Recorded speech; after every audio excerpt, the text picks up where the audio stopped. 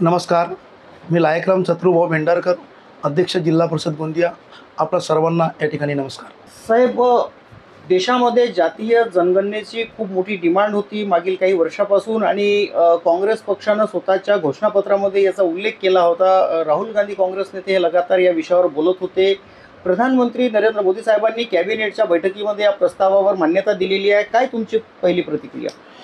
भारत देश स्वतंत्र झाल्यानंतर विरोधी पक्ष नेहमी सातत्यानं जातीय गणना झाली पाहिजे अशा पद्धतीची ओरड करत होती, परंतु कधीच झालं नाही. आणि ते फक्त नरेंद्र मोदी या देशाचे पंतप्रधान यांच्या माध्यमातून जर पहिल्यांदाच जातीय जनगणना या ठिकाणी होत आहे आणि निश्चितपणे देशाला याचा मोठ्या प्रमाणात फायदा होईल. आणि जे काँग्रेस पक्ष आहेत फक्त राजकारण करण्याचं काम करतात, ते विकासात्मक काम करू शकत नाही.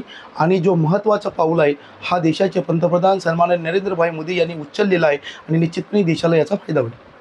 काय वाटतं तुम्हाला, जातीनिहाय जनगणना झाल्यानंतर जो एम्पेरिकल डाटा जमा होईल त्या डाट्यावरून किती प्रमाणामध्ये याचा लाभ जो आहे, तुमच्या आरक्षणाच्या संदर्भात जर बोलणं केलं आपण तर SC ST OBCचं आणि इतर जे समुदाय आरक्षणाची मागणी करत आहे त्यांना कशा पद्धतीचा लाभ याच्यामध्ये होऊ शकतो? देशाचे पंतप्रधान सन्माननीय नरेंद्रभाई मोदी निश्चितपणे सगळ्या प्रत्येक जातीच्या जातनिहाय डाटा आल्यानंतर त्यांच्यामधून एक निश्चितपणे मार्ग काढतील आणि त्याचा निश्चितपणे आपल्या ज्या काही वेगवेगळ्या जाती आहेत त्यांना निश्चितपणे फायदा होईल असं मला वाटतं. आपल्या गोंदिया जिल्ह्याच्या सर्वांगीण विकासाबद्दल बोलायचं झालं तर तुम्ही आता पदस्थ अध्यक्ष आहात जिल्हा परिषदेचे. येणाऱ्या उर्वरित कार्यकाळामध्ये 2-2.5 वर्षाचा कार्यकाळ उर्वरित आहे जिल्हा परिषदेचा. येणाऱ्या काळामध्ये जिल्ह्याच्या सर्वांगीण विकासाबद्दल तुमची काय संकल्पना आहे? आमची अध्यक्षपदी निवड ही जानेवारी महिन्याच्या 24 तारखेला झाली आणि तेव्हापासून सातत्यानं विकासात्मक विषयावर आमची चर्चा, आमचे दौरे आणि आपण क्षेत्रामध्ये सातत्यानं फिरत असतो. आणि आज जवळपास आपल्याला या ठिकाणी 2 वर्ष आपल्याला मिळणार आहेत. ह्या 2 वर्षामध्ये शासनाच्या ज्या काही जिल्हा परिषदच्या माध्यमातून योजना राबविता येतात त्या योजना निश्चितपर्यंत शेवटच्या घटकापर्यंत सोबतच खेडेगावापर्यंत पोहोचवण्याचा आमचा निश्चितपणे मानस राहील. आम्ही सर्वांना घेऊन सोबत घेऊन करण्याचा मानस आमचा या ठिकाणी आहे, ज्याच्यामध्ये शिक्षण, आरोग्य, स्वच्छता आणि जलव्यवस्थापन यामध्ये ज्या काही सोयीसुविधा आहेत त्यासुद्धा निश्चितपणे पुरविण्याचा आमचा या ठिकाणी प्रयत्न राहील. गोंदिया जिल्ह्यामध्ये विविध प्रकारच्या बियाण्या आणि खतामध्ये नकली उत्पादन येत असल्याची चर्चा इथे आहे आणि स्थानिक आमदार विनोदजी अग्रवाल साहेबांनी या मुद्दा धरून घेतलेला आहे. या विषयावर तुमचं मत काय आणि जिल्ह्याच्या नागरिकांना कशा पद्धतीची एक संदेश तुम्ही या विषयावर देऊ शकता? आपला प्रश्न निश्चितच या ठिकाणी बरोबर आहे. गोंदिया जिल्हा हा एक धानाचा जिल्हा म्हणजे शेतकऱ्यांचा जिल्हा आपण समजतो. जवळपास 70 ते 80% लोक या ठिकाणी शेती करतात आणि शेतकऱ्यांना योग्य बीज आणि योग्य खत मिळावं असं शासनाचं सुद्धा मानस आहे आणि आमचासुद्धा या ठिकाणी मानस आहे.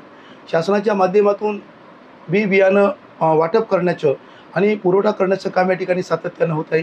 जिल्हा परिषदच्या माध्यमातून सुद्धा आम्ही काही प्रमाणात या ठिकाणी बियाणं वाटप करतो. परंतु याच्यामध्ये जो काही विषय आपला म्हणजे घोटाळ्याच्या सारखा आपला जो विषय या ठिकाणी येतो आहे, आपला पण विषय या ठिकाणी नाकारता येत नाही.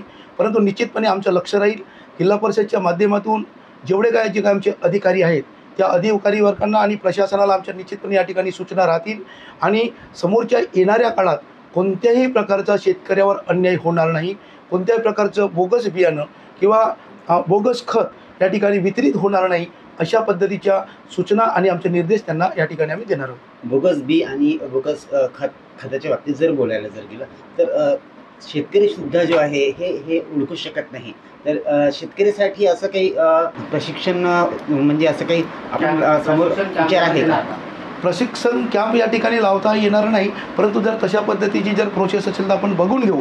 परंतु निश्चितपणे शासनाच्या माध्यमातून आमचे जे काही अधिकारी वर्ग आहेत आणि आमचा जो स्टाफ आहे त्यांना तशा पद्धतीच्या सूचना देऊन जिल्ह्यामध्ये कोणत्याही प्रकारच्या अशा पद्धतीच्या बोगस खत विक्री समजा किंवा बियाणे अशा पद्धतीचं वाटप होणार नाही. आमचं कटाक्षानं लक्ष राहील आणि काही ठिकाणी काही दुकानांना आमच्यासुद्धा भेटी राहतील.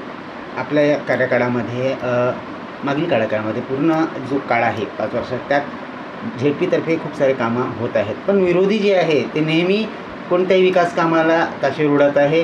आता मामा तलावाचा जो विषय आहे तो झाला, त्याच्यानंतर समाज कल्याण तर्फे खूप सारे घोटाळे झाले असं त्यांचं म्हणणं आहे. तर हे जे वेळोवेळी ताशेर उडतात त्याबद्दल आपलं काय म्हणणं? विरोधी पक्ष नेहमी सातत्यानं एक टीका करण्याचं काम करतो, परंतु मी असं सुद्धा म्हणणार नाही.